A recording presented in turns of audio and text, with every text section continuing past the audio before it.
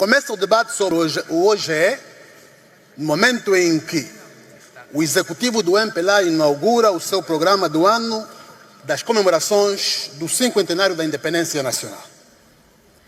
É momento de fazermos um balanço sobre o impacto dos OGE aprovados até aqui na vida das populações, porque existe uma relação direta entre a idade cronológica do Estado independente e o nível de vida do seu povo. Existe também uma relação entre a euforia de um Estado independente e os níveis reais da liberdade, participação, inclusão e satisfação das pessoas e famílias. A independência era esperada como prelúdio de uma vida melhor.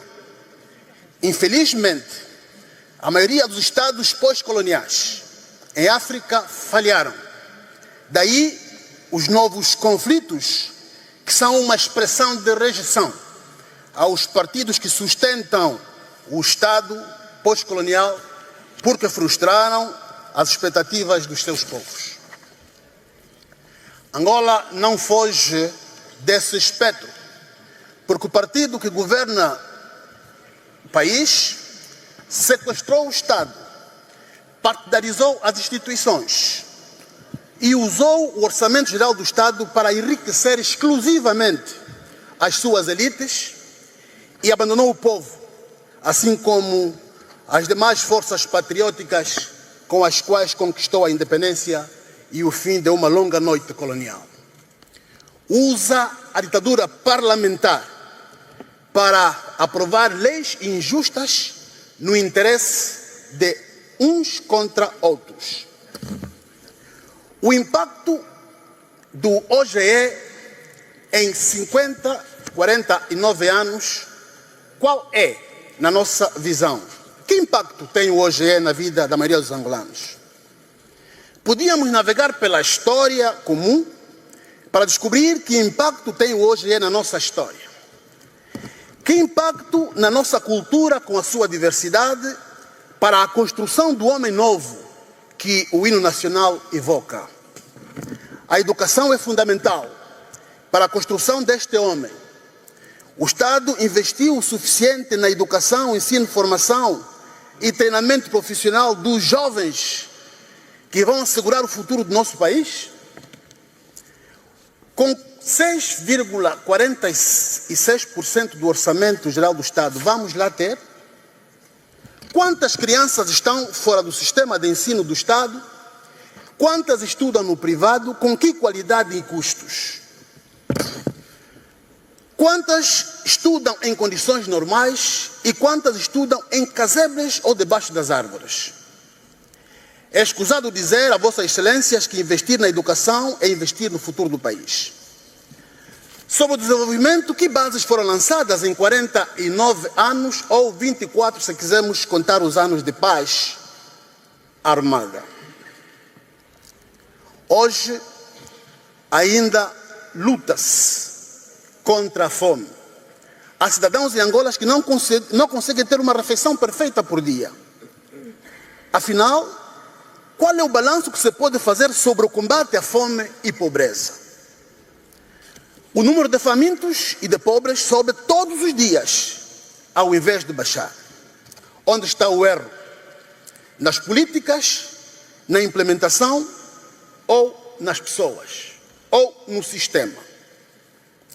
Levar empresas às comunidades para extorquir o pouco que o povo produz não resolve o problema. Antes, pelo contrário. Senhores governantes, com todo o respeito, já ouviram o que o povo diz sobre uma empresa a que chamam carrinho?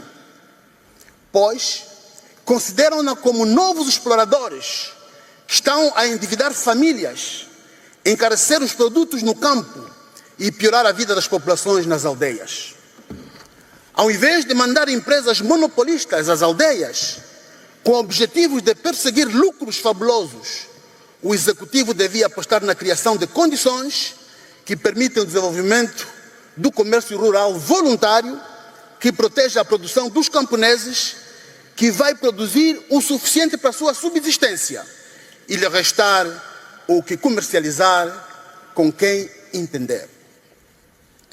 É fundamental para tal construir estradas que interligam as aldeias às comunas, aos municípios e essas às principais cidades. As estradas são fundamentais para o desenvolvimento. Isto é líquido. Entretanto, verifica-se pouco investimento neste setor. Em 24 anos de paz, um país rico como Angola devia ter mais estradas e em melhores condições. Excelências, a má distribuição das riquezas é um elemento potenciador de conflitos e tendências separatistas. O Executivo deve ter isso em perfeita consideração. Não se entende que uma cidade como o Soio, fonte do petróleo, não tenha uma perfeita rede rodoviária. Uma cidade como Cabinda, fonte do petróleo e da madeira, não tenha um sistema de transporte interurbano organizado. Uma vila como Chicomba, preciosa fonte do milho, do feijão e do gado bovino, não tenha sequer uma rua asfaltada, um hospital perfeito, uma ligação por estrada com outras municipalidades, suas populações não têm água potável, são elevados os níveis de subnutrição e as crianças estudam debaixo de árvores em plena sede municipal, transportando carteiras às cabeças.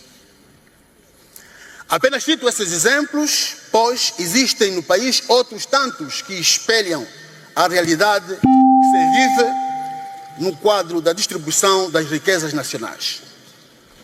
As riquezas nacionais são também uma forma do Estado levar indiretamente a prosperidade das famílias, na lógica de ensinar o faminto a pescar. Não creio que o tão falado Quenda consiga atingir este objetivo. Excelências, sobre as autarquias, o Executivo deixou bem claro neste OGE que não está interessado a tocar para a frente. São uns 157 milhões de kwanzas dedicados para projetos de institucionalização das autarquias locais e alguns outros para a construção das ditas infraestruturas das autarquias. Creio que para o boi adormecer. Nada de concreto para a realização deste preceituado constitucional se pode achar no orçamento.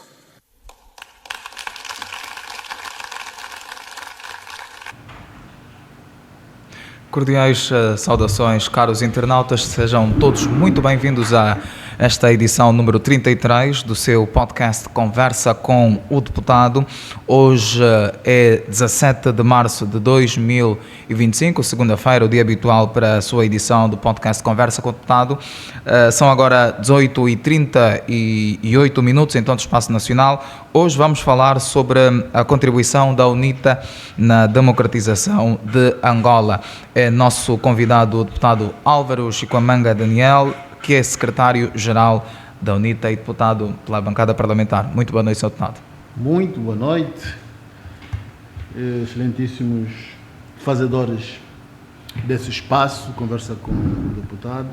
Eu saúdo-vos pela iniciativa, saúdo-vos pelo trabalho que tendes desempenhado nesse aspecto particular, mas também saúdo os internautas que interagem convosco nesta página, que eu considero ter sido um espaço muito bem idealizado para veicular opiniões, veicular ideias, tanto dos deputados como também buscar dos cidadãos, eleitores, nossos representados, buscar tanto ideias, sugestões, críticas, observações que nos permitem fazer o melhor na nossa atividade de deputados, tanto nas suas três vertentes, que são de representar, fiscalizar e legislar. Portanto, parabéns a vocês e um abraço aos que os acompanham nesse espaço. Muito bem, nós agradecemos pela parte que nos toca e queremos também, uma vez mais, falar com o internauta.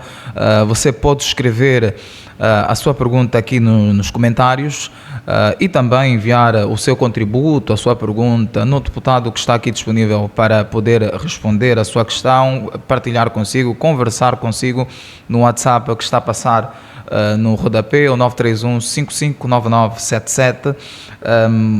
Dentro ou fora de Angola, nós queremos sentir a sua presença aqui conosco. Estamos no Facebook e também no TikTok UNITA Parlamento.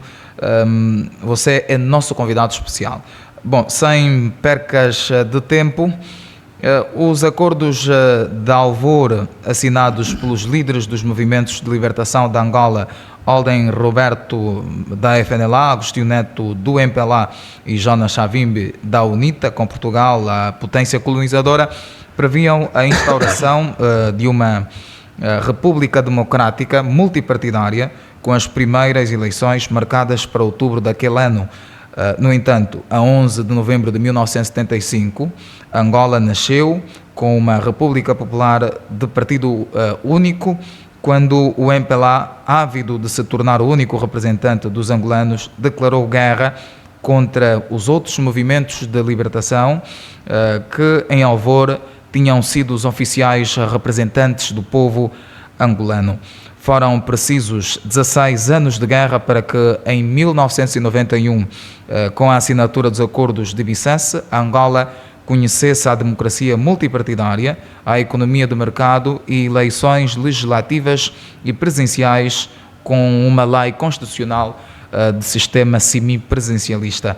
Em 2010, contando com uma maioria qualificada adquirida nas eleições legislativas de 2008, o MPLA aprovou sozinho uma nova Constituição, terminando com o sistema semipresidencial para dar lugar a uma forma típica de eleição dos órgãos do Estado, num só boletim, em eleições chamadas gerais. As autarquias fizeram sempre parte da Constituição, nas suas diversas etapas, mas até agora não foram concretizadas. A comunicação social está tomada pelo partido de regime, a participação de candidaturas independentes foi suprimida e vive-se na prática episódios que mais se assemelham a uma autocracia. Entre os avanços e recuos no processo democrático, temos disponível, como dissemos no início, Álvaro Chiquamanga Daniel, secretário-geral da UNITA e deputado da Assembleia Nacional, para abordar o tema que também já anunciamos, mas vale sempre recordar a contribuição da UNITA na democratização de Angola. Bom, senhor deputado, para começar, a UNITA foi fundada por 12 jovens angolanos, liderados por Jonas Savimbi, conhecidos como os 12 conjurados de Moangai. Como é que a UNITA, um partido que foi fundado por jovens que tiveram treinamento militar, e vale aqui citar chinês, começam a pensar em democracia? Muito obrigado. E nós vamos abordar esse aspecto com muito interesse, com a sensibilidade que ela impõe, sobretudo a importância que o tema impõe. E vamos navegar por outros tantos mais. Começo por esta que coloca como é que 12 jovens que treinam na China, e parece-me que quando se fala 12 jovens que treinam na China, depois vêm formar um partido. Aqui vem a ideia de que quem treina na China é maoísta, naquela altura. Portanto, esta é a ideia inicial que vem para quem se apercebe deste movimento. Mas uma verdade é que para a China foram os 12 jovens buscar conhecimentos militares. Entretanto, a filosofia da UNITA estava devidamente identificada, clara, estabelecida, e ela não teria sofrido influência nenhuma com a ida dos jovens para a China. A UNITA posicionou-se no espaço político angolano em 1966, de forma formal, ou seja, concreta, mas as ideias da fundação da UNITA são anteriores a esse espaço. Vejamos, por exemplo, que é exatamente por ocasião da cimeira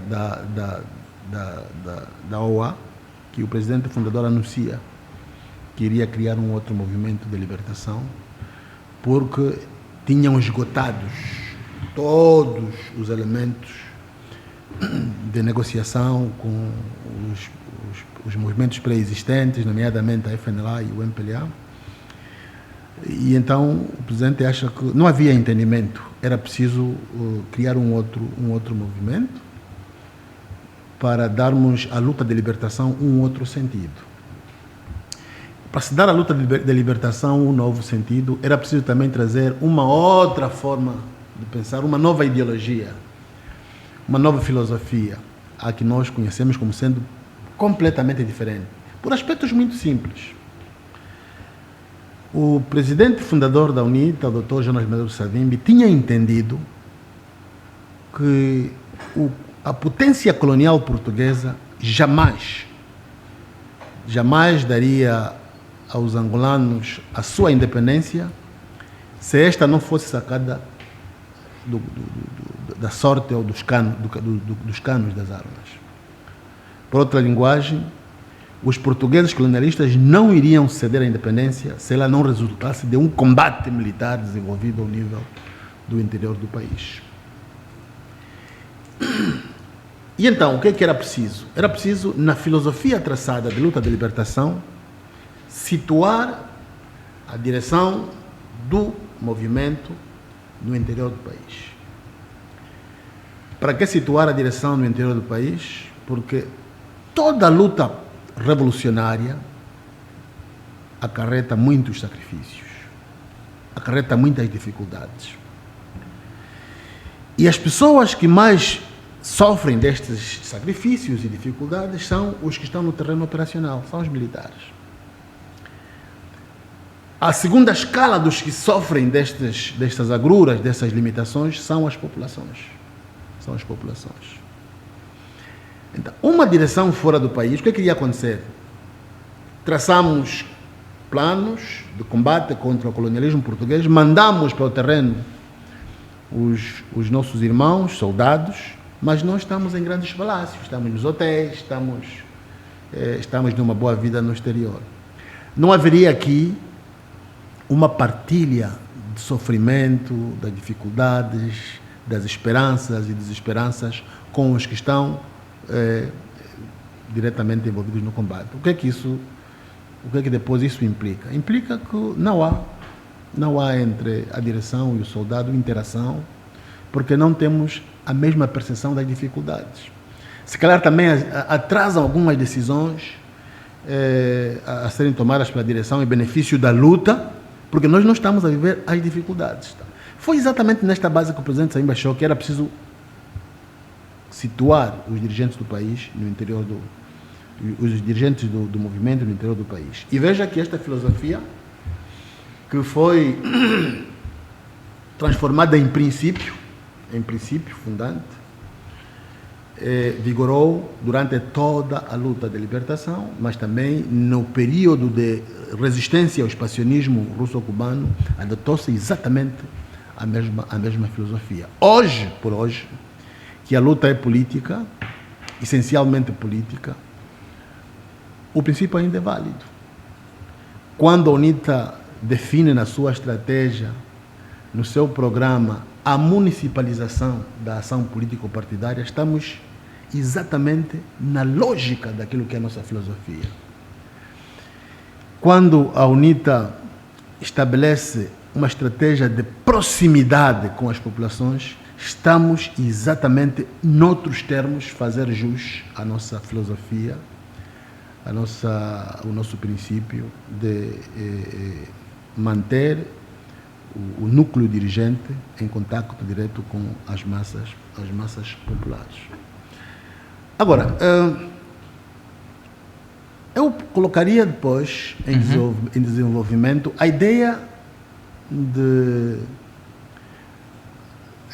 como é que a UNITA se situa neste combate no interior do país. É importante analisar isto também. Sim, a UNITA situa-se neste combate porque ela era detentora de uma linha de pensamento, mas uma linha de pensamento eminentemente democrática, que era diferente da linha de pensamento autocrática ou marxista que os outros desenvolviam.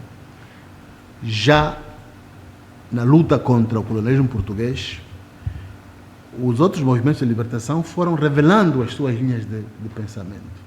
Não me refiro tanto à FNLA, por quanto teve um desfecho triste na sua trajetória, desistiu, abdicou o combate muito cedo, mas a UNITA e o MPLA são os movimentos que persistiram. Mas eles persistiram na luta, na defesa dos seus ideais, dos seus ideários.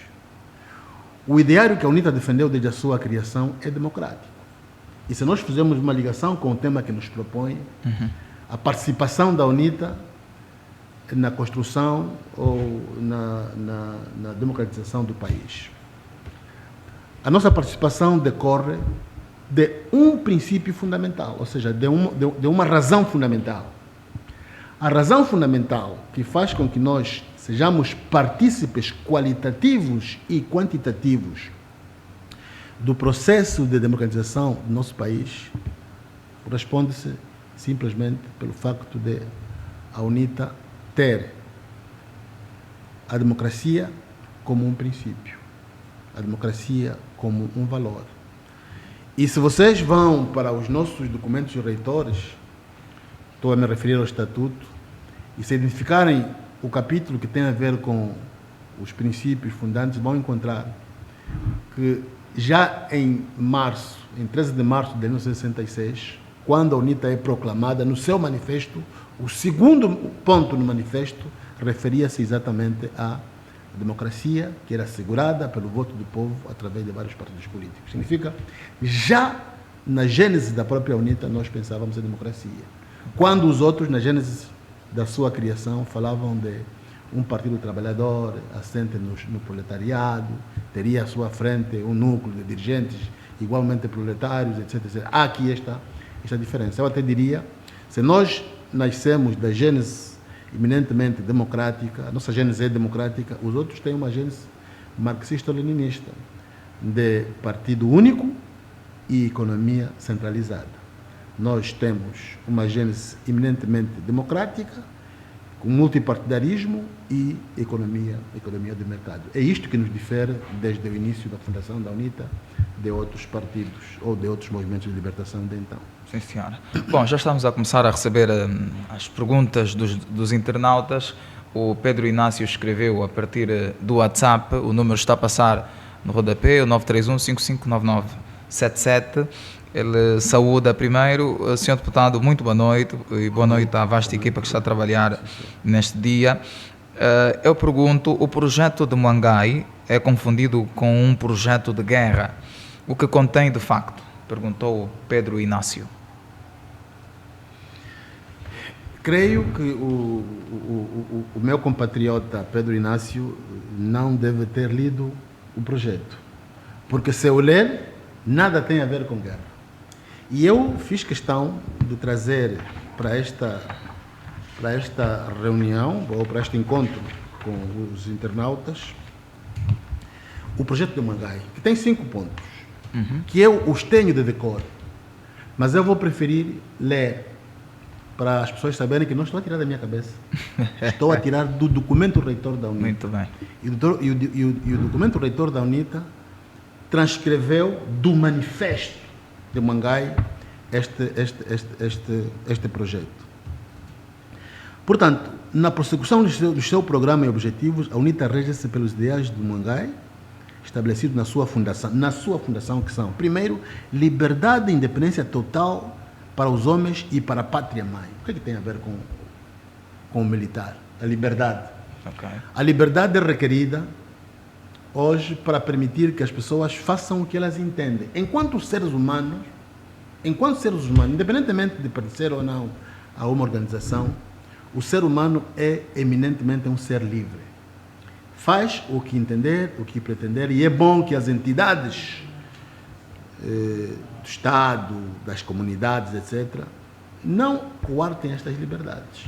Então nós trouxemos a liberdade e a independência para os homens na sua pátria. O homem tem de estar livre na pátria que vive nascer. E nós acumulamos a liberdade, a questão da independência. Portanto, a independência hoje pode ter outros significados, mas na gênese da UNITA, a independência total, quer dizer, nós queremos, na nossa própria pátria, fazermos o que nós entendermos sem que isto nos retire a possibilidade de termos relações com outros Estados. Este aqui é um tema que depois também se forma a desenvolver, leva a um outro debate. Mas o segundo ponto tem democracia assegurada pelo voto do povo através de vários partidos políticos. E eu costumo sublinhar esta questão. Vários partidos políticos. Já em 1966, quando a UNITA falou de democracia, não estava a dizer que seria a democracia assegurada pelo partido, por 2 partidos, por 3 não. A UNITA estava a falar democracia assegurada pelo voto do povo através de vários partidos. Portanto, vários partidos fazem a nossa democracia mais pulsante, mais vibrante, mais atuante.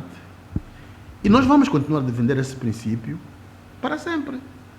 Como eu disse, decorre de uma ideologia própria da UNITA, defender a democracia. Depende da nossa ideologia e não é apenas uma circunstância como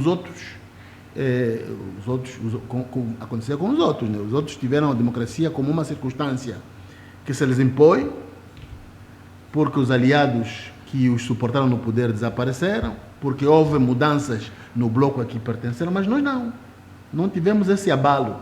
A diferença está aí. Soberania expressa impregnada na vontade do povo de ter amigos e aliados primando sempre pelo interesse dos angolanos. Isso aqui não tem nada a ver com militarismo. Muito bem. Não tem nada a ver com militarismo. Portanto, o povo angolano detém uma soberania própria, mas esta soberania permite-lhe estabelecer relações com outros países, com outros povos, mas priorizando sempre o interesse dos angolanos. E a questão que se coloca hoje é: será que o Estado soberano hoje, portanto, a soberania de Angola hoje permite que os gestores do poder de Estado consigam manter a dignidade do povo angolano na relação que tem com outros países? Eu acho que não. E os factos são visíveis aqui mesmo em Angola e em Luanda em particular. Nós temos tido denúncias enquanto deputados, também enquanto partido.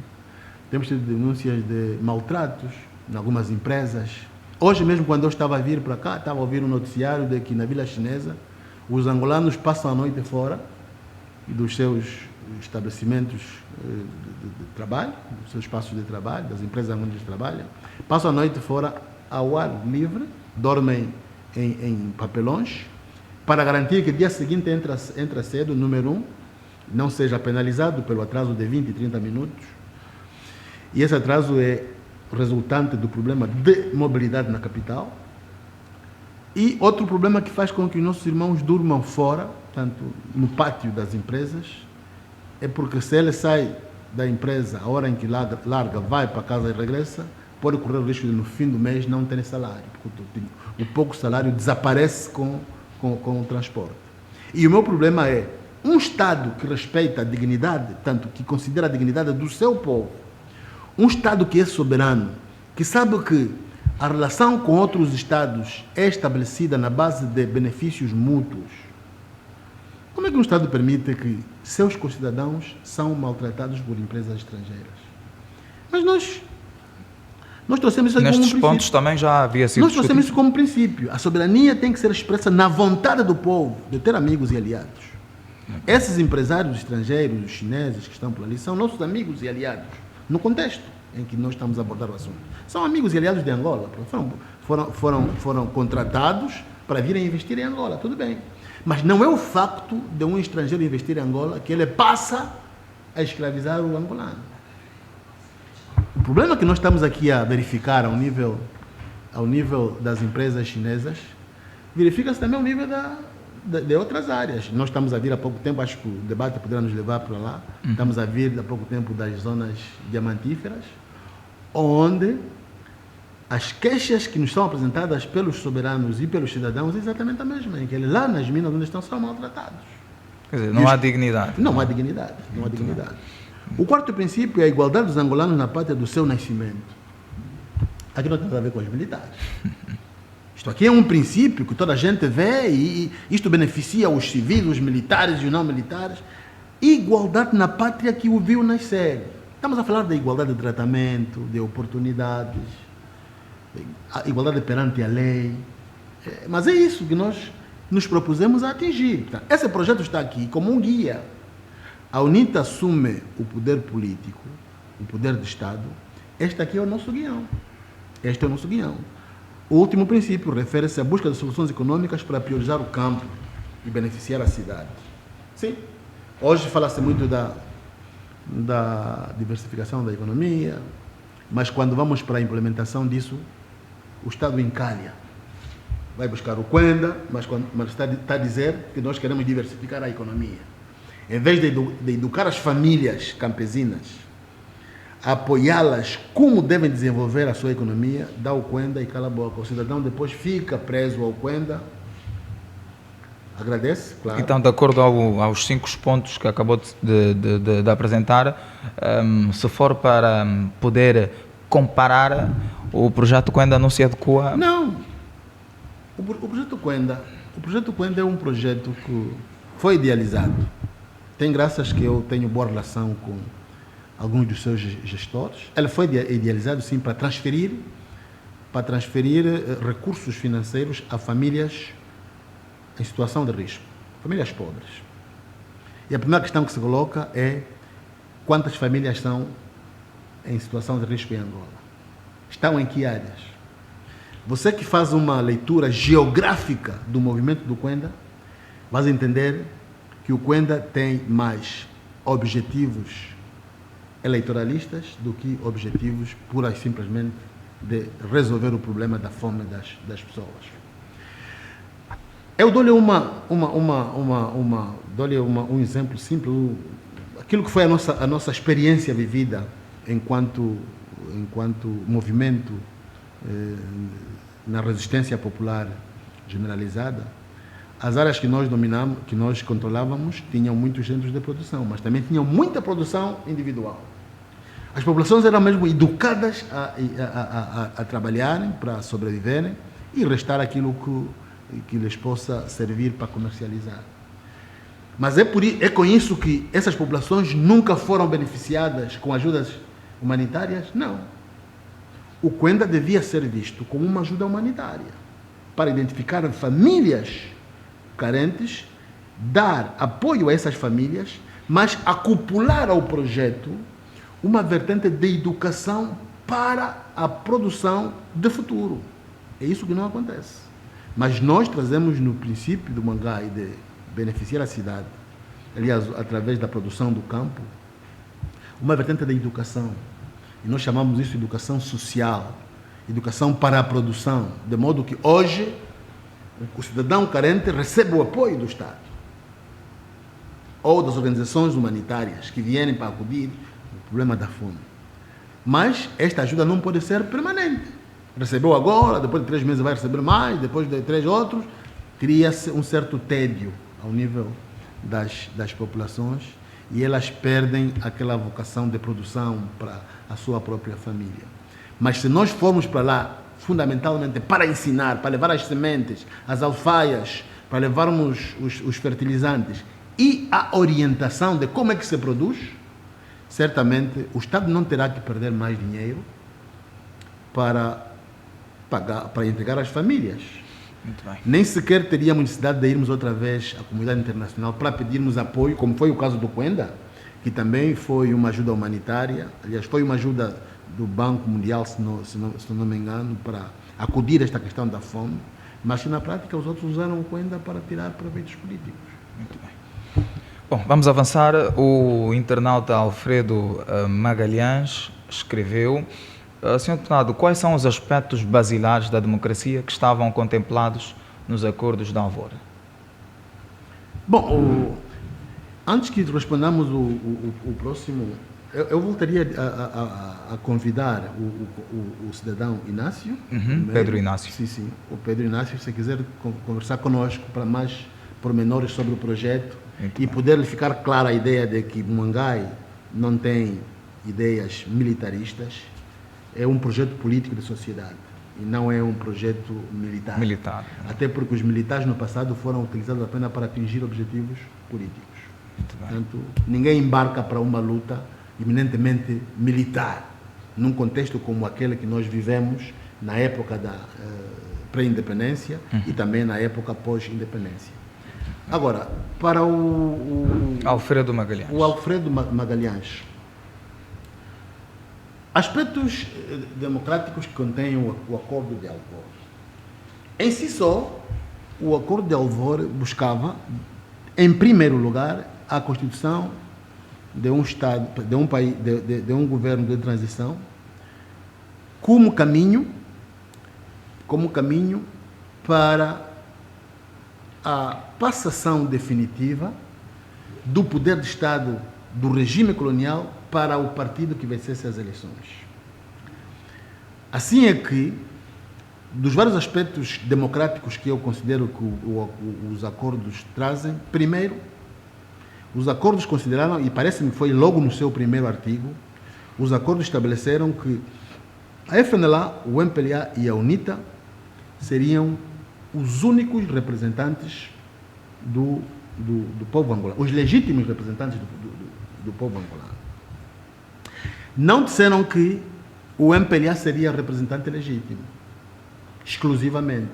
Não disseram que a FNLA seria representante legítimo, exclusivamente. Ou a UNITA seria exclusivamente o representante legítimo do povo angolano. Não. Eles estabeleceram que os três movimentos seriam os representantes legítimos. E por que se estabelece que os três representantes seriam os representantes legítimos?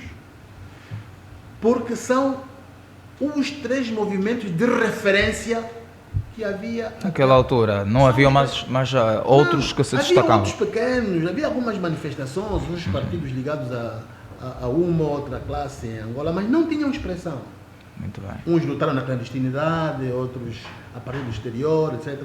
Mas os movimentos políticos que tinham expressão na altura era a UNITA, o MPLA e a FNLA. E uma coisa curiosa, veja que naquela altura a UNITA era o movimento com mais popularidade. Uma das razões pelas quais o MPLA não aceitou ir às eleições. Era o movimento com mais popularidade.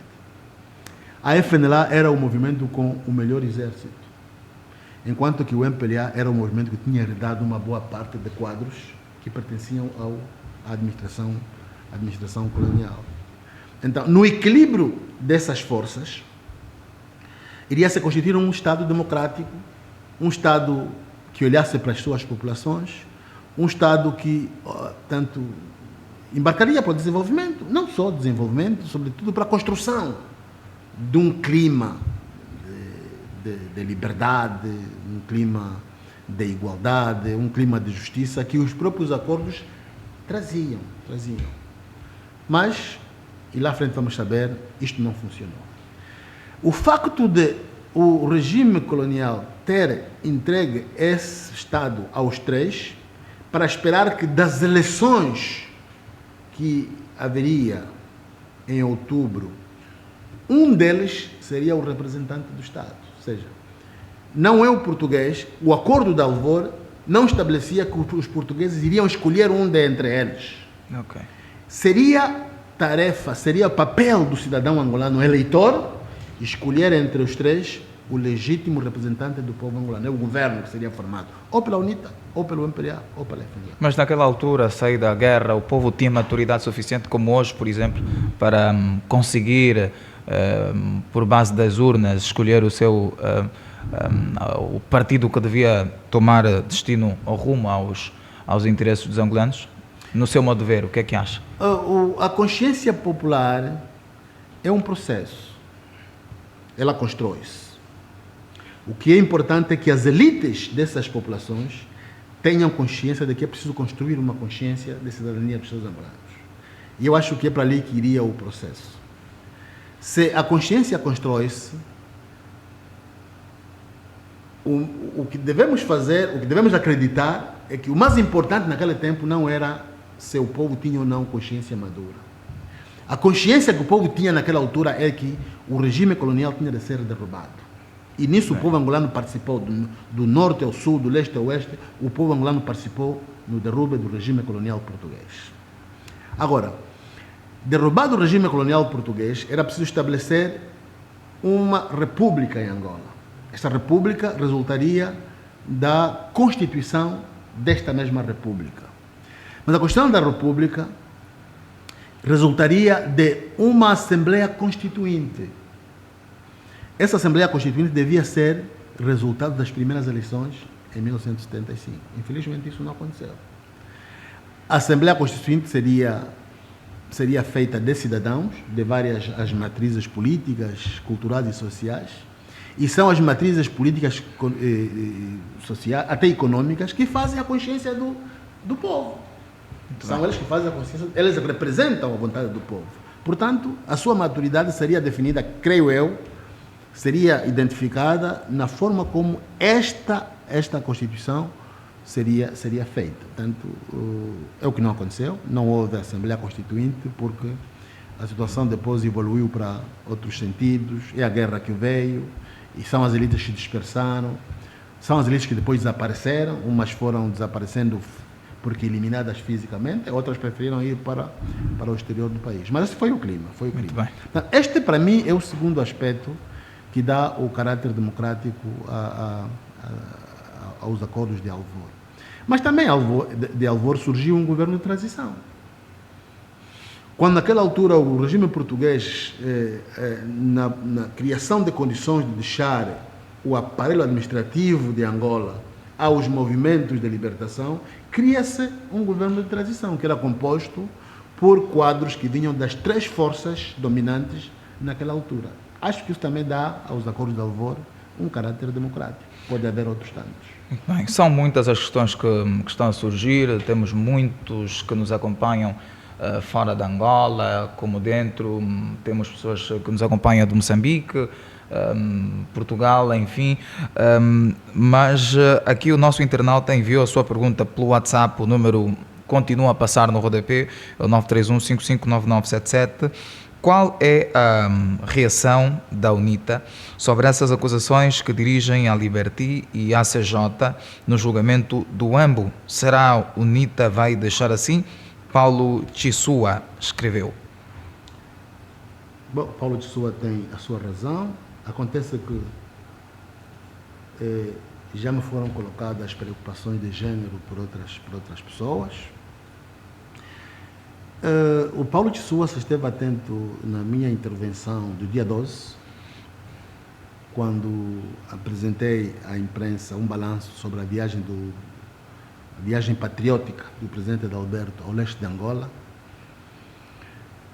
Um dos jornalistas me fez essa pergunta e eu disse que o que nós estávamos a assistir era exatamente uma devassa pública do nome do presidente Adalberto e também do presidente do grupo parlamentar, o companheiro Liberty Chiaca. Portanto, eles estão a colocar nas astas públicas, portanto, na praça pública, o nome desses cidadãos que são patriotas, amam o país, e eles estão a tratar como querem o nome dos nossos companheiros. Mas tem objetivos políticos.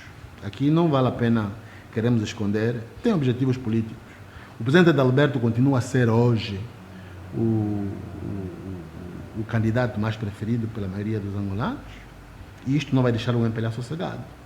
E o MPLA vai usar todos os outros mecanismos que quiser para combater o presidente. Aliás, quando o presidente Adalberto foi eleito, o MPLA definiu logo uma política de combate até a exaustão do presidente. E eles associam o presidente do grupo parlamentar, o companheiro Liberty Chiaca, creio por 2 fatores. O MPLA identifica no nosso seio pessoas que têm coragem, pessoas que têm alguma eloquência, pessoas que têm futuro, têm coragem de enfrentar, nos termos democráticos, o regime que nós temos. Mas esse é o tal problema da liberdade a que nós nos referimos. Quando alguém fala no parlamento, quando alguém fala em meios próprios enquanto político, ele fala por questões legais, ou por razões legais. Estamos a fazer jus da nossa Constituição Estamos a fazer jus da nossa lei. O cidadão é livre de falar o que entende. Mas todas as pessoas que conseguem galvanizar o povo, o cidadão, para a luta democrática, o MPLA as identifica e as combate. Isso fica claro.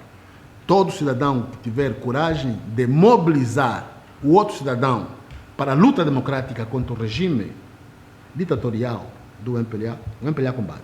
Só que, infelizmente, não combate nos termos legais. Ele usa outros termos administrativos, ele manipula, instrumentaliza os órgãos de justiça para poder combater os seus adversários políticos. É ali onde está a vergonha do MPLA. É ali onde está a vergonha do partido que domina o poder. Mas deixar tranquilo ao companheiro, ao compatriota Paulo, que nós estamos a acompanhar de facto a situação, e se houver necessidade a tempo próprio, nós vamos nos pronunciar. Mas o que nos deixa tranquilos é que não há matéria de acusação que eles possam levantar contra o presidente Adalberto, contra o Libertino. Não há. Não há. No seu modo de ver, isso não tem pernas para andar? Não tem. O que vai acontecer é que com depois... esta insuficiência de não matérias. Tem matérias. Não tem matéria. Você pode abeirar-se a alguém próximo dos juristas, dos advogados que estão neste processo. Não tem matéria de acusação. Isto aqui é um processo que vai terminar noutra vergonha de combate contra os adversários políticos. Não tem como.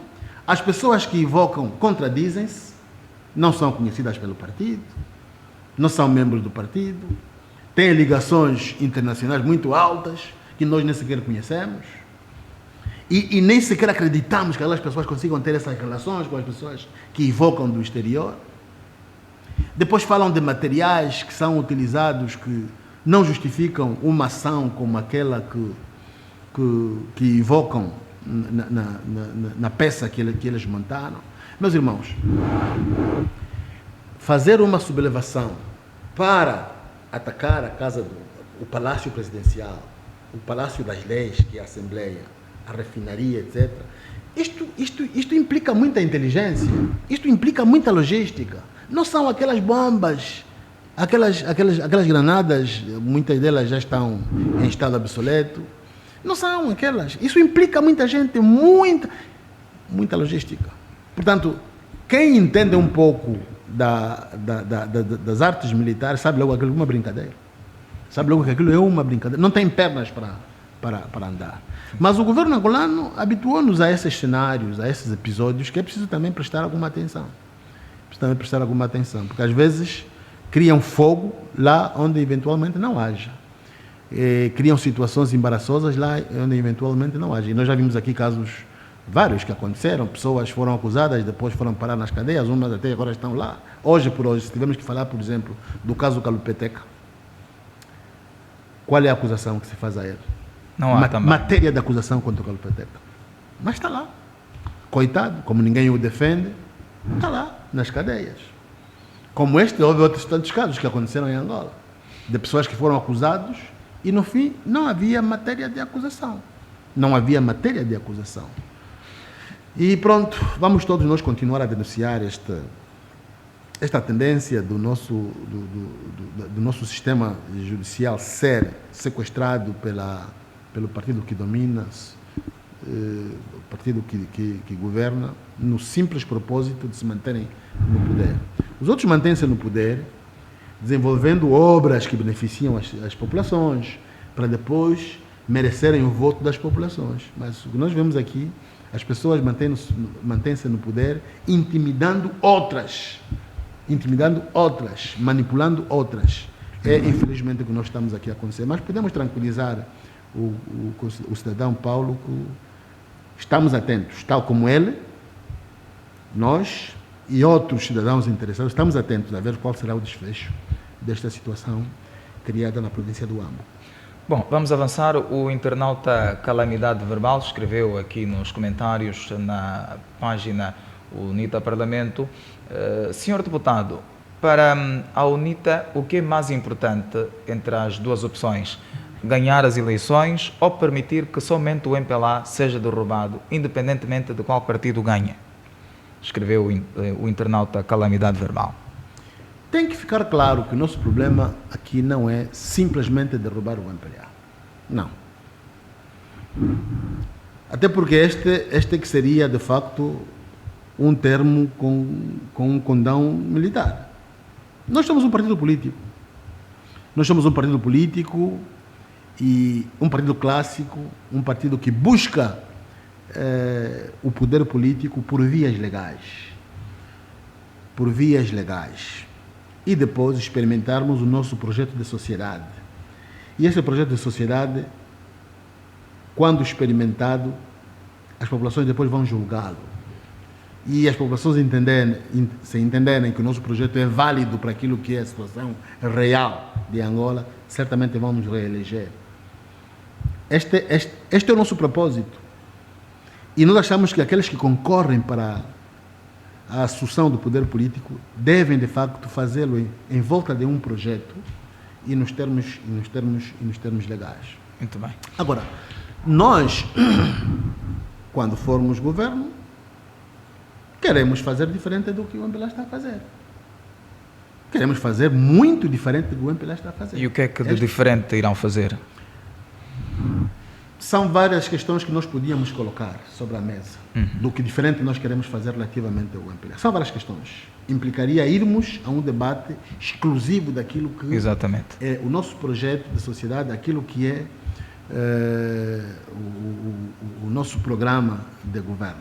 Mas, no fundo, o que nós queremos fazer, em linhas gerais, é trazer para Angola uma governação que olhe para o angolano em primeiro lugar. E quando falamos em angolano em primeiro lugar, nós não estamos aqui simplesmente a fazer coro, a fazer refrão ao grande slogan do presidente fundador angolano em primeiro e segundo. Não é simplesmente o refrão. Nós olhamos o angolano, olhamos o nosso povo como a razão fundamental de ser da nossa luta. É o nosso ponto de partida e há de ser o nosso ponto de chegada. Todas as nossas ações políticas, todas as nossas ações institucionais devem olhar em primeiro lugar, servir o angolano em primeiro lugar. Servir o angolano em primeiro lugar. Isto implica que este angolano a quem nós queremos servir enquanto partido político e depois governo, participe desta governação. E que se criem então instituições que façam com que o angolano participe. Ele sinta-se beneficiário da governação, da administração da UNITA, mas participe dessa administração. E os instrumentos para a criação das condições para que os cidadãos participem já estão aí. Já estão ali criados pela própria Constituição da República de Angola. É só pôr a funcionar. Se nós temos uma Constituição que aprovamos, a Constituição traz o homem no centro de toda a sua articulação, mas na prática, no momento da administração, da execução das nossas ideias constitucionais, o cidadão está de fora. O cidadão não é tido nem achado.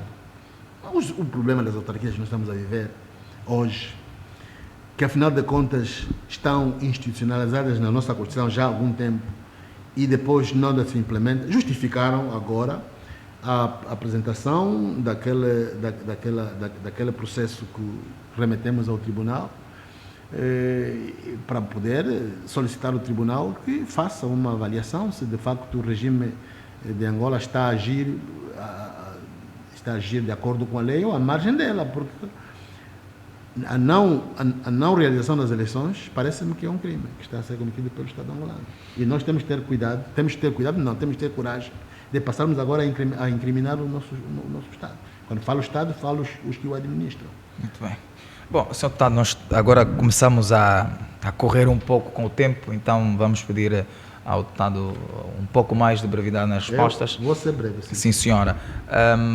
A UNITA fala muito de reforma constitucional, a despartidarização do Estado. Tem agora números suficientes de deputados na Assembleia Nacional que lhe permite fazê-lo. Quando é que pretendem avançar com esta proposta no Parlamento? Já existem muitas propostas. A UNITA fez uma identificação, fez um levantamento de todas as leis, sobretudo aquelas que concorrem para os nossos processos eleitorais e que configuram alguma falta de democraticidade. E então, pegamos nesses documentos, ou seja, nessas leis, identificamos, estamos a remeter agora à Assembleia Nacional para serem avaliados, para serem reformulados. É o caso da lei sobre as eleições gerais, que contém elementos antidemocráticos que não permitem a alternância de poder. A lei orgânica sobre a organização e funcionamento da CNE, também não. Nós estamos a querer reformular esta lei. Por razões várias, como o tempo não permite, não lhe vou roubar mais tempo, vou cumprir aquilo que me está a dizer. Exatamente.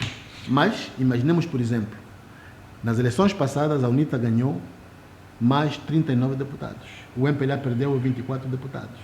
Mas na hora de distribuir os lugares na Assembleia Nacional, o MPLA está a impor à UNITA 4 comissários e eles estão a querer se manter com os 9 deputados. Significa, não há nenhuma diferença entre ter 51 deputados e ter 90. Para o MPLA não há diferença. Também não há diferença entre o MPLA ter 150 e tais, que teve no passado, 150 parece, em detrimento de 124 que ele tem agora. Para isso não faz diferença. Mas o problema está na lei orgânica. Está aí na lei orgânica. A lei do registro oficioso, aqui já não falamos, muitos dos nossos colegas concidadãos não conseguiram corrigir os seus registros. A lei da observação, o MPLA traz para a observação apenas os seus amigos da SADC, e eles vêm aqui. A SADC tem boas leis. Okay. No que diz respeito às eleições, a SADC tem boas leis. O que é que falta, afinal? Mas eles não implementam as leis. Aquilo é para ficar no papel. E eles vêm para cá, quando vêm, reúnem com os partidos políticos, nós criticamos, levantamos as questões que eles às vezes não observam. No fundo, depois é na solidariedade entre os antigos países da linha da frente. E ponto final. Temos que rever isso. A lei dos partidos políticos é outro problema. Portanto, há aqui um conjunto de leis que nós estamos a querer levar ao Parlamento, sobretudo aquelas leis que configuram, de um lado, pouca democraticidade, não permitem a alternância do poder, e depois aquelas leis que revelam a excessiva partidarização dos órgãos da administração do Estado e também, particularmente, dos órgãos da administração eleitoral. A questão que me coloca é se a UNITA com os 90 deputados pode fazer ou não essas operações. Exatamente. Com os 90 deputados, nós vamos levar o debate à Assembleia Nacional e vamos partilhar as nossas ideias com a sociedade civil. Se o MPLA for movido, for animado por um espírito patriótico, vamos aprovar as leis revistas. Vamos rever e aprovar as leis. Se o espírito patriótico estiver lá, se nossos colegas deputados se portarem como verdadeiros representantes do povo, verdadeiros legisladores, vão alterar. E se não acontecer isso, o que vai acontecer? O que vai acontecer é que o povo saberá, afinal de contas, quem é que não quer o bem para si, quem é que não quer leis democráticas, quem é que não quer a igualdade para os cidadãos, quem é que não quer desenvolvimento, quem é que não quer alternância, quer. E, descoberta este elemento, certamente vai ajudar o povo, o cidadão, a ter uma outra atitude nas eleições de 2027. E se essa atitude de facto for marcante e a UNITA consegue assumir o controle do poder político, uma das primeiras prioridades vai ser mesmo a revisão disso, de modo que os pleitos subsequentes tenham uma outra base de administração e de igualdade e de tratamento dos concorrentes. Bom, que contributo a UNITA tem dado para a democratização do continente africano? Sabe-se que o seu partido é um dos fundadores da então OUA, atual União Africana. Qual é esse contributo que a UNITA até aqui continua a dar? Como disse de princípio, nós nascemos de uma convicção ideológica e esta convicção ideológica permitiu-nos estabelecer a democracia como um princípio e também a democracia como um valor. E nós pautamos-nos desses princípios, desses valores para conduzirmos-nos e fazermos política. A nossa política hoje aponta permanentemente para a África, é o nosso berço. A África é o nosso continente. E a luta que nós fazemos para Angola é que ela se reflita também na África, tenhamos um continente democrático e um continente em desenvolvimento. Acontece que a prática do dia a dia revela que uma boa parte dos líderes africanos, quando concorrem para o poder político, eles também apresentam-se como bons democratas.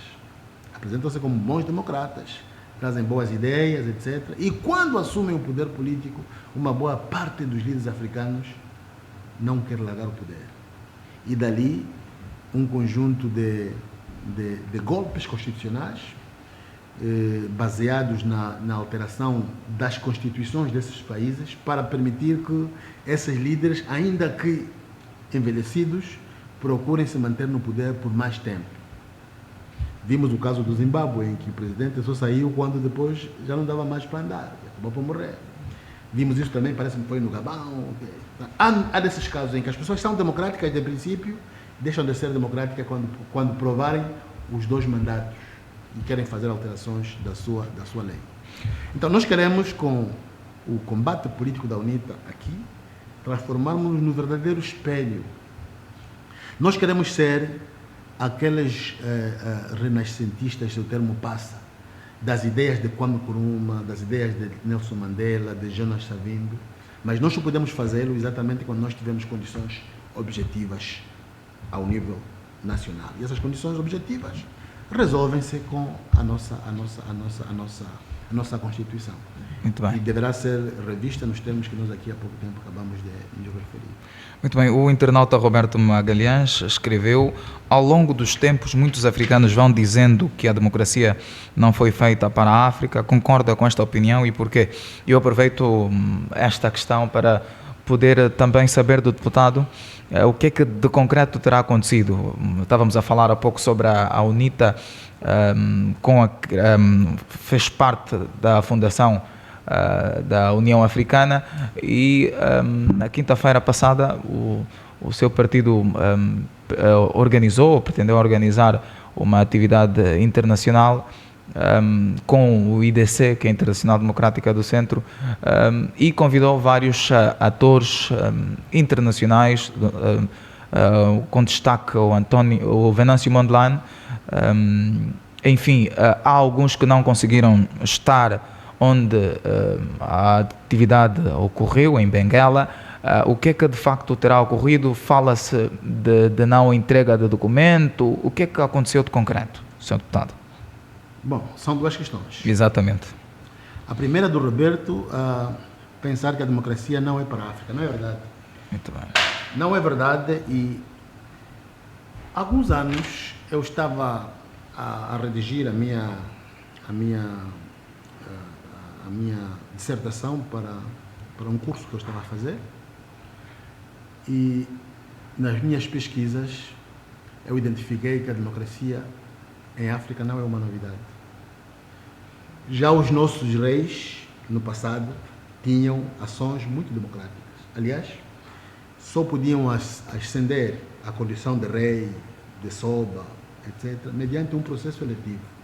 Ainda que esse processo eletivo seguisse trâmites culturais ou tradicionais, com base no poder ou no direito constitucionário. Mas a democracia, ela existe em África desde há muito tempo.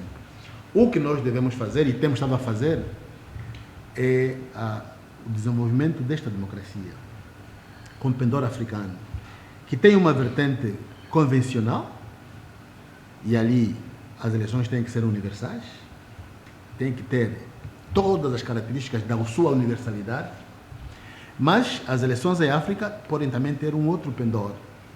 E o pendor pan-africano da democracia parece que leva-nos à incrementação do diálogo, de um lado, e o diálogo leva a que a democracia em África tenha também em consideração a necessidade de alguns consensos em alguns casos. Portanto, nem tudo passará pelo voto, mas algumas coisas deverão passar por um consenso. A África tem essas nuances. E há aqui estados que nos apresentam algumas características desta forma de pensar a democracia e estão a dar algum sucesso. Parece-me que Ruanda depois daqueles conflitos que teve nos anos 90, conseguiu constituir uma democracia que tem também um certo condão de consenso. E tem se constituído assim num Estado que está a desenvolver. Está a desenvolver e já é uma referência, inclusive para Estados maiores, Estados com maior capacidade financeira, com poder financeiro maior. Portanto, ali para dizer ao nosso companheiro Roberto que a democracia em África é assim possível. Não vale a pena que jovens, na dimensão deles, sejam já pessimistas e pensar que os africanos não podem desenvolver democracia. Podem. O mais importante é que eles saibam adaptar a democracia às condições concretas da África, sem, no entanto, perder a vertente universal da própria democracia. Agora, a questão que me coloca sobre a conferência que nós realizamos em Benguela, que felizmente saiu, e eu mesmo participei desta conferência, que terminou anteontem.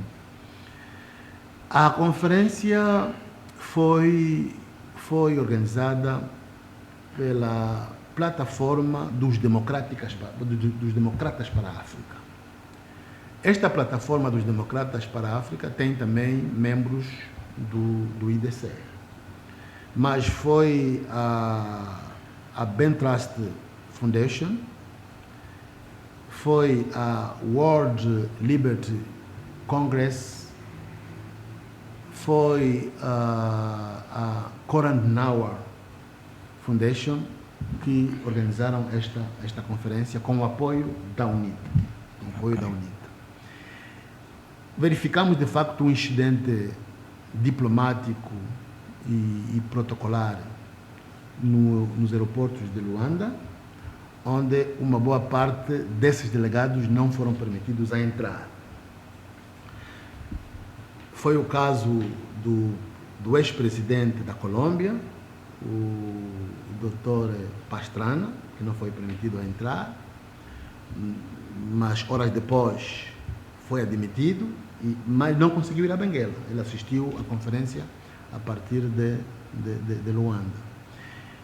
O caso do ex-candidato às presidenciais em Moçambique, o Venâncio Mondlane, não foi permitido. Depois há este político e cantor etíope, é o Bobi Wine, fala-se também do Bobi Wine. Esse também não foi permitido entrar. Okay. Quais são as razões? Só o governo angolano sabe. Mas eu estou certo de que Bobi Wine e Venâncio Mondlane, Adalberto Costa Júnior, essas três pessoas no mesmo sítio a fazerem política, o governo angolano não iria aguentar. Então isto... Sim. Eles o quiseram afrouxar este impacto. Seria um impacto político muito forte, por causa do seu poder de discurso. Mondlane, Bobi Wine e Adalberto juntos a fazerem discurso, eu imagino. Então o que eles quiseram fazer é exatamente abortar isso. E encontraram todas as artimanhas possíveis para abortar. Apareceram com um documento que dizem que nós não informamos as autoridades a tempo, mas aquele documento não era para a obtenção dos vistos para aquelas pessoas. Para que serviam? Aquele documento era para informar, era para solicitar espaços como nas salas protocolares que nós temos nos aeroportos. Era só para um tratamento protocolar diplomático a essas entidades. Só. E a lei da imigração não impõe limites acima de 24 horas. Basta 24 horas para pedir um espaço na sala diplomática. É o que nós fizemos. As autoridades angolanas estão informadas há muito tempo. É só saber que eles todos, para virem aqui, tiveram que ter vistos assinados nos seus passaportes. Então foram às embaixadas nos seus países. Nós aqui também pedimos, portanto, emitimos cartas de chamada, e essas cartas de chamada certamente foram do conhecimento das autoridades. O resto aquilo foi só querer complicar o processo todo. Mas, no fim, a conferência realizou-se. Estavam 18 visitas em Benguela, na sala de conferência, e estavam as 23 aqui numa outra sala em Luanda, participaram da conferência. Então, outros tantos foram repatriados. Vejam, a nossa conferência contava com cerca de 60 convidados para este evento. Portanto, metade, ou mais de metade, ou quase metade dessas pessoas tiveram que regressar. Mas a conferência saiu e o governo angolano que ganhou. Apenas vergonha diplomática. Apenas vergonha. Era aí que eu queria questionar que consequência diplomática traz para Angola, visto que estamos a falar de democracia. Vergonha diplomática numa altura em que o Presidente da República de Angola preside a União Africana, numa altura em que o Presidente da República de Angola medeia o conflito entre o M23 e as forças fiéis ao governo de Kinshasa, exatamente nesse momento em que ele também é chamado campeão da paz, né, nesta região centro-africana, exatamente na altura em que o escândalo se pratica aqui em Angola. Eu acho que Angola saiu muito prejudicada. É só olhar para os comentários, as críticas que são feitas ao nível das plataformas digitais e não só. Há cadeias televisivas que dedicaram largos espaços para lamentarem a forma como o Estado angolano tratou este assunto. Já há ameaças de uma das partes no conflito RDC-Ruanda ou RDC-M23, que desconfia que o governo angolano não será parcial, não será imparcial, queria dizer, na gestão do conflito, tendo em conta o exemplo claro que aconteceu. Portanto, ainda que esses Bob Line e o Mondlane tivessem problemas de saída nos seus países, esse problema resolvia-se lá. Não é um problema do nosso país. Muito bem. Que caminhos ou quanto tempo poderá levar para poder mudar esta imagem manchada da Angola? Não, isso só o governo angolano sabe como é que vai apagar. Essa mancha é para muito tempo. Muito bem. É para muito tempo. Nós todos sentimos-nos envergonhados. Foi nesta base em que o presidente Adalberto pediu desculpas na conferência por aquilo que tinha sido a postura do Estado angolano. Nós todos pedimos desculpas nos nossos pronunciamentos sobre aquilo que foi a postura do Estado angolano. Os organizadores também pediram desculpas por aquilo que foi o comportamento do Estado angolano e que inviabilizou tanto a vinda de alguns dos seus convidados. Portanto, o governo angolano saiu-se mal nesta fita. E uma coisa, assim já querendo pôr um pouquinho de humor nisso, podíamos não ter a nossa conferência tão publicitada como foi com o incidente criado em Luanda. Muito bem, o Marcos Zafarino escreveu no WhatsApp: Sr. Deputado, quer comentar a expressão o pé cai, pronunciada pelo Dr. Savimbi em 1992? Em 92, nós estávamos perante uma campanha renhida. E esta campanha renhida tinha como um dos propósitos publicitar que as negociações de Bicesse estavam a deixar para trás um regime monolítico, um poder popular, e trazer para Angola um regime democrático, uma república democrática. E então, se nós estávamos a trazer uma república democrática, queria substituir uma república popular de Angola, o pé estava caído. Okay. No lugar do pé estava a entrar o D. Já não era a república popular, mas era democrática. Havia outras. As Forças Armadas Populares de Libertação estavam, conjuntamente com as Forças Armadas de Libertação de Angola, a deixar espaço para Forças Armadas Angolanas. O pé estava caído.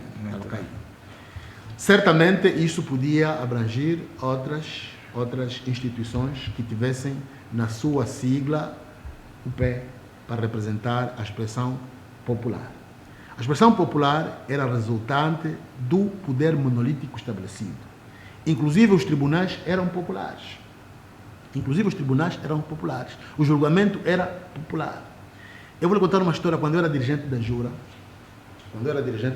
um dia fui à casa da minha mãe e exibia a bandeira da Jura, aquela toda vermelha, com aquela estrelazinha aí.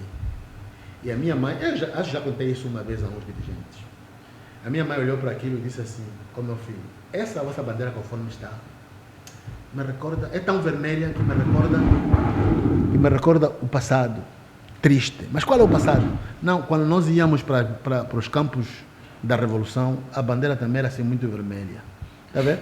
A bandeira também era assim muito... A minha mãe já não teve o cuidado de olhar para os símbolos que a bandeira da Jura tinha naquela altura e os símbolos que tinha a bandeira que levavam para os campos da Revolução. Mas a minha mãe ficou com aquilo marcado. Quando visse aquela bandeira, sinal de que hoje havia uma coisa feia. Então, era a vertente popular, que depois passou a populista, que o Estado Democrático estava a suprimir das suas siglas e trazer o termo democrático, Estado Democrático, República Democrática, em vez de popular. Muito bem. Portanto, é simplesmente isso. Bom, nós estamos já quase a encerrar o nosso programa. Antes, deputado, democracia versus liberdade de expressão e liberdade de imprensa no país. Como avalia, muito rapidamente? Uma das leis que nós estamos a rever e vamos apresentar como proposta de revisão à Assembleia Nacional é exatamente a lei da imprensa. E aqui vamos falar da liberdade de comunicar, liberdade de informar. A nossa imprensa, infelizmente, não é democrática. A nossa imprensa, infelizmente, está ainda partidarizada. A nossa imprensa, infelizmente, não é imparcial. Nós não temos verificado na nossa imprensa o direito ao contraditório, por exemplo. Não temos tido na nossa imprensa, por exemplo, o direito de tratamento dos atores políticos. Nos outros países, o líder da oposição teria destaque na comunicação social para todos os assuntos que fossem a passar pela comunicação social. Todos. A ele de delegar alguém para o substituir, mas a todos os aspectos. É assim em toda parte, até aqui na Namíbia. O líder da oposição tem um lugar privilegiado na imprensa pública. Em Angola não acontece. Mas eu não me estou a referir apenas ao líder da oposição. Eu estou a me referir aos angolanos que têm de ter mais liberdade de comunicar, de informar e serem informados. Têm de ter mais espaço na comunicação social. A comunicação social não pode ser um instrumento ao serviço do poder, pura e simplesmente. Não pode. Vejamos, por exemplo, há um comício que ocorre, os outros passam-no em direto. Se for o comício do MPLA, não vale a pena aqui esconder os termos. Mas comício realizado pela UNITA ou por um outro partido, não passa. São alguns extratos daquilo que a eles interessa partilhar.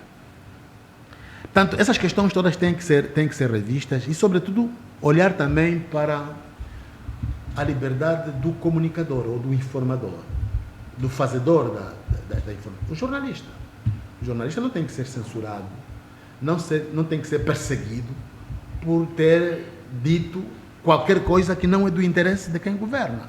Portanto, tudo isto há de caber no pacote que nós estamos a levar para a Assembleia e ser revisado. Mas é um problema concreto que nós vivemos em Angola, sem dúvida, a comunicação social, infelizmente, continua ela sequestrada pelo partido que governa o país. Muito bem. A única senhora da noite desta emissão, Mariquita Castro, escreveu: muito boa noite, senhor deputado, boa noite a todos que estão conectados nesse momento. A UNITA celebrou este ano 59. Qual é o balanço que faz deste percurso e como foram as celebrações? Já estão a ser preparadas o 60º aniversário? Perguntou a internauta Mariquita Castro. Muito bem feita a pergunta da Mariquita, porque a Mariquita parece até espreitou a nossa agenda. Sim, senhor. Nós fizemos aquele programa em Benguela como prelúdio dos 60 anos da UNITA. Em 2026, a UNITA vai completar exatamente 60 anos de idade e nós queremos que seja um ato em grande. E para começar, tivemos este ato em Benguela, para inaugurar as festividades que nos levam até o 60º aniversário da nossa UNITA. Agora, o percurso da UNITA, desde a sua fundação até aos 59 anos, foi um percurso de lutas. Lutas, vitórias e derrotas, derrotas e vitórias, e andamos. Atravessamos momentos complicados, momentos de desespero, mas também já vivemos muitos momentos de glória. Foi a conjugação desses momentos de desespero e esses momentos de glória que nós fizemos caminho e somos hoje um partido com 59 anos, o que é sui generis. Em África, partidos que não conseguiram chegar ao poder 10 anos depois da sua fundação, na sua maioria desapareceram. São raríssimos os casos de partidos que conseguiram fazer 20 anos, 30 anos fora do poder. Nós estamos agora com 50 anos fora do poder. Somos criticados por isso, aceitamos. Mas é este caminho da UNITA que trouxe a democracia em Angola. Neste percurso de altos e baixos, trouxemos a democracia em Angola. E temos o orgulho de afirmarmos, reafirmarmos que a UNITA é pioneira da democracia. E eu já evoquei aqui 2 ou 3 elementos que nos levam a dizer o que estamos aqui a dizer. Pioneiros. Primeiro olhamos para os nossos princípios, desde 66 que nós falamos de democracia. Trazemos isso como um valor. O nosso comportamento tem sido pautado nesse espírito de Partido Democrata. E nós queremos trazer esse nosso espírito democrático para a sociedade. Os órgãos do poder, os órgãos de administração do Estado nos diferentes níveis, falando dos municípios e nas províncias, nós estamos a propor que sejam, de facto, eleitos. Quando nós falamos de autarquias municipais, inframunicipais e supramunicipais, estamos a olhar já para províncias e também para regiões, é exatamente para vincar o aspecto democrático na administração do país. O aspecto democrático vai buscar a participação dos cidadãos. Portanto, nós aqui não temos dúvida. Fazemos-lo com convicção e por isso falamos também com uma certa convicção. É um nosso propósito que a democracia seja de facto. Eu até digo mais. Há aspectos da nossa história que revelam essa nossa vertente democrática. Eu, quando estava a vir para cá, ainda pude ler uma das cartas, não, estava a falar, a Constituição da UNITA, saída do 13º Congresso, okay. 1973, onde a UNITA aprova uma Constituição na base de uma Revolução Nacional democrática. E o Congresso da UNITA, que teve lugar nas áreas libertadas, aprovou a presente Constituição, que será a base da nossa Revolução Democrática, acentuada na sua natureza socialista. Bom, falávamos de socialismo naquela altura, mas um socialismo democrático. Muito bem. Então, democracia para nós não foi uma circunstância, eu disse aqui há pouco tempo. Para os outros, a democracia foi uma circunstância que lhes impôs. E eu falo dessa circunstância, o momento em que o Bloco Democrático, o Bloco de Leste, que era dos marxistas, caiu. O MPLA perdeu o sustento desse poder marxista. Quando os russos e cubanos saíram de Angola, são eles que suportaram o regime marxista-leninista. Acabou esse poder, eles também ficaram sem as bases. Mas é essa circunstância que obrigou eles a embarcarem na democratização do país. E em 91 aceitam os acordos de Alvor para se criar em Angola um Estado democrático em substituição do Estado monolítico marxista que vigorava desde a altura em que eles assumiram unilateralmente à independência do país. Muito bem, Sr. Deputado, são muitas as questões que não conseguimos apresentar ao fazer chegar ao deputado, mas certamente iremos poder criar condições para trazê-lo novamente à disposição dos nossos internautas. Nós estamos a encerrar, não queríamos sem antes ouvir as suas últimas considerações para quem está a acompanhar dentro e fora de Angola. Este é o último ponto.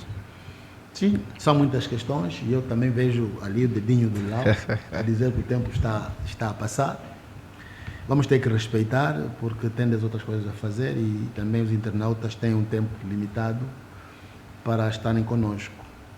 Recomendações, se calhar não bem recomendações. Primeiro, um abraço aos internautas, encorajá-los a manterem-se nessas linhas de comunicação, serem os veiculadores da nossa veia democrática, da nossa vocação democrática, e serem também partícipes da construção do Estado democrático de facto que nós queremos constituir em Angola.